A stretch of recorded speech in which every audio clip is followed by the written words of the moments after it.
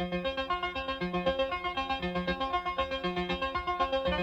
everyone and welcome to this video. Now this is going to be a vinyl update today. I'm just going to show you all of the various records and CDs and like music DVDs what I have purchased recently. So I've got some stuff here from a record fair what I went to at the weekend, and then also just some recent online purchases as well. Now I have like ordered some more stuff as well, but like I think I'm just going to wait until like my next vinyl update, because then otherwise this video would just be like really like way too long. Now, but first I'm just going to start off with some things what I found in my parents' collection what I fancied giving a try. So I've got some CDs here. First one here is Tears for Fears, The Hurting. I know James Lobban is like a massive fan of Tears for Fears, and I also think James Black, Roboy680, like has got into them as well. I believe this is their first album, just a very basic cheap CD copy, but I will give this a listen and like let you know what I think of it. Next up for my parents' collection is the Eagles, the very best of. Not a huge fan of the Eagles, but my parents love them, and this is basically just like all like the hits here. So like I know that like I do like most of these songs, so like I just thought like this would be good just to stick on like the iPod. And now to sort of Phil Collins and Genesis CDs here. Of course James Black, massive fan. So the CDs I have is Duke. Not sure how good or like bad like this album is. This is one of the later ones. This is 1984, I think it says on the back here. So like yeah, that's Genesis and Duke. And then I also got this one here from my dad's collection, Phil Collins hits. Just thought I'd give this a try. I know that Phil Collins isn't one of like the most loved artists of all time, but like there are some good tunes in here. So like again, I just like stick this on my iPod and like I'll see what I think of it. A couple of LPs what I missed from like my dad's collection like last time like I went through it. First one here just caught my eye. It is called The History of Rock, Volume 13. Basically, mostly just like picked this up here because it's got side 4 has the Byrds on it, who like of course like American group, massively influential on like Tom Petty and the Heartbreakers. So mostly just got it for there, but like like also like on here you get the Mamas and the Papas, the Steve Miller Band, the Loving Spoonful, and the Byrds on side 4. And then also, like, I know that like my dad like had this album, but like I wasn't like too interested in like listening to it or like actually like picking it up. I have heard it though, like in like the car like many times, and like I do sort of like enjoy it. And James Black in like his last vinyl update showed this album and was absolutely raving about it. It is Stevie Wonder's Songs in the Key of Life. This is my dad's old copy. You can see stuck his name on like the top of it there. Nice gatefold to it. And yeah, this is a fantastic album. Got like a lot of like Sir Dukes on here, I Wish, and Isn't She Lovely. Fantastic songs. Here's the vinyls here. Interesting listener, it's sort of like the Who's Tommy this one here. You have side 1 and side 4, and then the other record is sides 2 and 3. And then also with this one here you get a book here with I presume just lyrics in it here. Yeah, just like a lyric book, which is really nice. And as a bonus thing, it also came with a EP here. Got how many songs today? We've got 4 songs on this wee EP. Just a little 7-inch thing here, which is pretty cool. Yeah, this is a complete copy, but it isn't in like the greatest shape. You can see like it's actually coming out of like the bottom. There's a big hole, a big hole in like the bottom of it. So yeah, like, not in like the greatest condition, but like I will certainly like give this album like another listen, and like I'm sure like I will love it. Now onto the stuff what I actually purchased. We have here 2 music DVDs, or like 1 DVD and 1 Blu-ray. DVD is The Who live in Hyde Park here, 2015. This is a pretty good DVD actually. Of course, like they're not as good as like they were like when like John Entwistle and like Keith Moon was still with them, but it's still like a pretty good concert. Do like all like the hits on here. So yeah, this is pretty nice. Just this it comes with a little booklet in here as well, which is pretty cool. Just sort of about the concert and stuff, so yeah, that's nice. Right, now on to the Blu-ray what I got. I'm not often one to buy Blu-rays because like we've only got like 1 Blu-ray player like in the house. It's in like the main living room, and that's usually occupied by like either like my mum or like my sister. So like I wouldn't like really like get a chance to watch it. Most of the time I have to watch like DVDs like either like on like my laptop or in like the other room what we have. But anyway, this one was only released on Blu-ray, so I had to get it. It was ELO live in Wembley out of the blue. Now this was only released on Blu-ray. Like I believe you can get the DVD of it as well actually, but I mostly got this for like the bonus features. You get what's this, 3 other live concerts as well as the Wembley concert, and also all of the Discovery music videos. This was really nice, like really jam-packed full of stuff, and like the booklet is really nice as well. Basically, I think this is supposed to be like a replica of like the 1978 tour program, which is really cool. So yeah, really nice packaging to this one.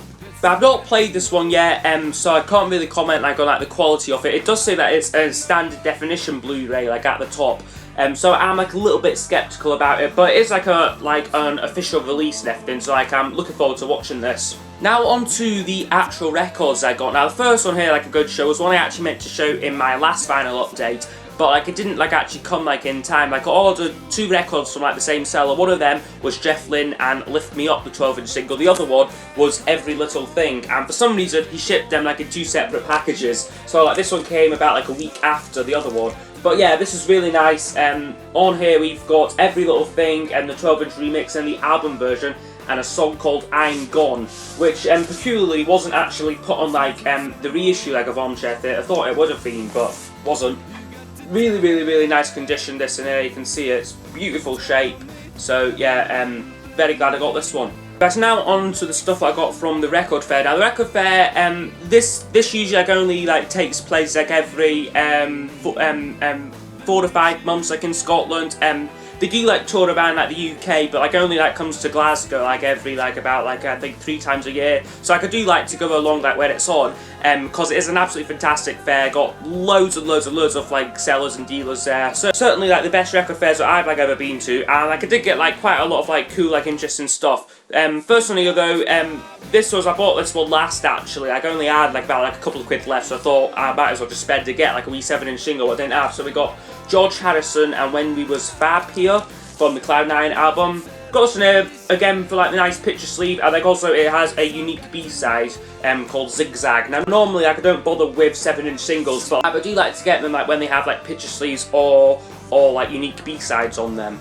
But next one here, like I mostly just got this for like the oddity factor like off it here, and like I actually thought it would be quite rare. It was a Kinks 10-inch record actually called The Shape of Things to Come, and on this here we have the songs You Really Got Me, All Day and All the Night, Till the End of the Day, Set Me Free, Lola, Tired of Waiting, Sunny Afternoon and Waterloo Sunset. So all classic tracks.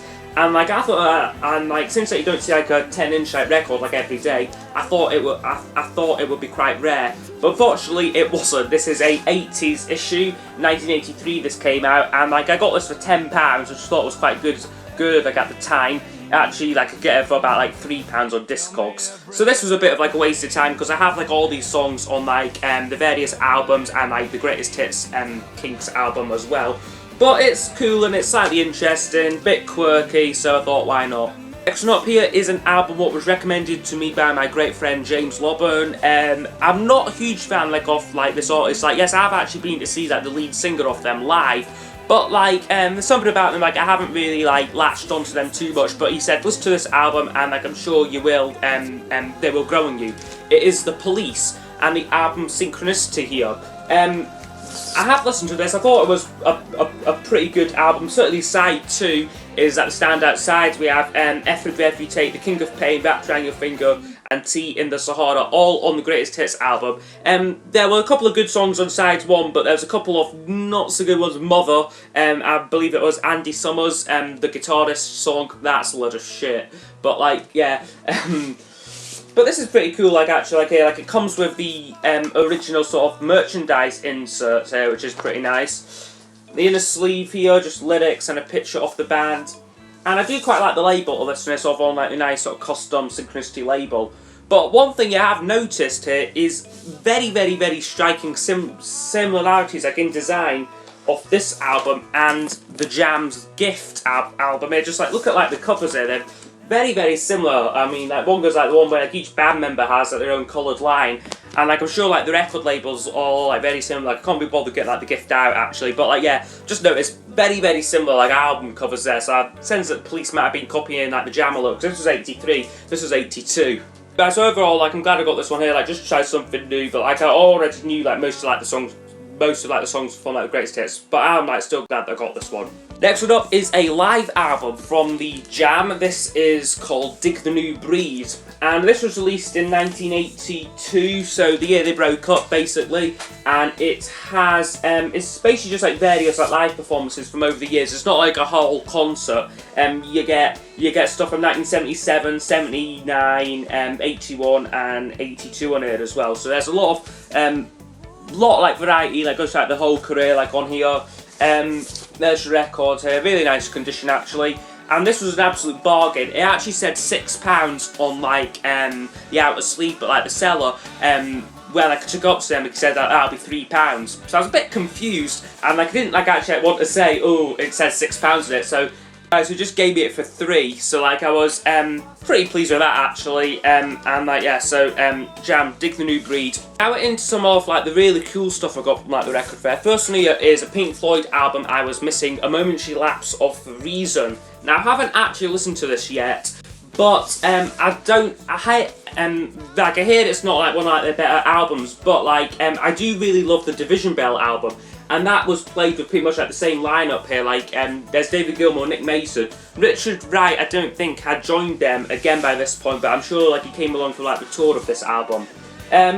This was £15, which is about like what like it sort of like goes for. It's about the average price for it. This is in really nice condition, but like I was a little bit pissed off and like annoyed that I actually saw it for £8 straight after like I bought this one here. But like I wasn't too sure like of like the condition of that one. I didn't bother checking. The record might have been like all like beat up for all I know.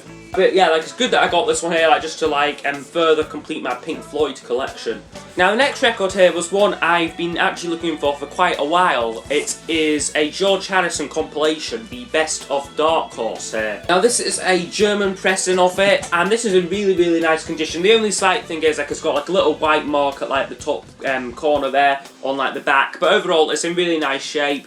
And this is actually a pretty good like compilation. Like if like I'm in like the mood for like later George stuff, I would probably like, just go to this album now, because it's got all like his best songs really from like 76 up until 1989, and like a couple of tracks that like you can only buy like on this album. I believe the opener song, Poor Little Girl, is like only available on this album. Cockamane Business, and what's the other one? It is Cheer Down. So those three are like unique to this album here, so like, that's why like I had to get it, and like it's like a pretty good like compilation, chooses like a lot of like his best stuff from like this era. Now the next one up is the last one I got from the record fair and was an absolute steal. It is the Kinks album Lola, and the Power Man versus the Money Go Round. I think it's called something stupid like that, but like yeah. I saw this for £8, and I had a gut feeling that it was quite a rare album, and like so like I took it home and I bought it for £8. I know this isn't in like the best shape ever. I mean, it's got a little bit of dirt on like the back, but overall it is in like decent condition. I took it home and like, I done like a little bit of research, and like this like actually goes for like about £40 instead of £8. And like yeah, this isn't a first pressing, I believe this is a second pressing, but it's on Pi Records. Like, and, like the actual record here is in lovely condition. Like it's just like the outer sleeve looks like a little bit tatty. Like, and like again, like I've not played this album yet, but like of what I've heard, it's like supposed to be like one like the Kinks like slightly better albums, and like it's also like not been reissued either. Like they've reissued like everything like up to Arthur, but this one here like has been like neglected in like the recent like reissue campaigns. So like that's why like I was like really lucky to see this like for like such a decent price. Now the two final things I'm going to show in this video here are both online purchases that I have had for quite a while now. First one here is a copy of the Jam's album, All Mod Cons, and this, I don't really need this anymore to be fair, because I'm going to order the Jam vinyl box set. Now, this is actually the copy from the box set. This is a new, this is the blackback reissue of it, and this is absolutely stunning, and this is what has made me want to get like the Jam box set, because it is a complete replica of like the original album, beautiful like inner sleeve, and like the label is all complete replica, and like it's on beautiful 180 gram vinyl. So like that's why like I'm going to get like the Jam box set. far as what I'll do with like this copy and like also like my other copies of like all like the jams, all the albums what I've got, because I've already got like like the last 3 albums and like this one as well. So yeah, like I'm thinking of like framing this album here, like maybe putting it up like there, like instead of like Bridge Over Troubled Water, Matching That One Down, or like Red Rose Speedway, because it's a pretty cool cover, and like the Jam are like one of my absolute favourite bands now. As far as what I'll do with like my other copies of their albums, I might like either sell them or like maybe like give them away to someone. But like this is an absolutely stunning reissue, and like yeah, like I think it's well worth getting like the box set if like you haven't got like their albums. Now, the final one here I'm going to show is a Tom Petty album, and like it's not one of his absolute rarest albums, but it is quite tricky to get. I had to get this one from I think the Netherlands. I think like I had to like buy it in from. This is Into the Great Wide Open, Tom Petty and the Heartbreakers. 1990 this was really, or no, 91 actually this was released, and this is a great album, produced by Jeff Lynne. So like, you know, it's going to be great like when it says that on like the back of it. Yeah, produced by Jeff Lynne, and like this is a fantastic album really. Nice, like there's the inner sleeve here, just picture Tom on one side and the lyrics, and the seller put the records in a sort of plain white sleeve here.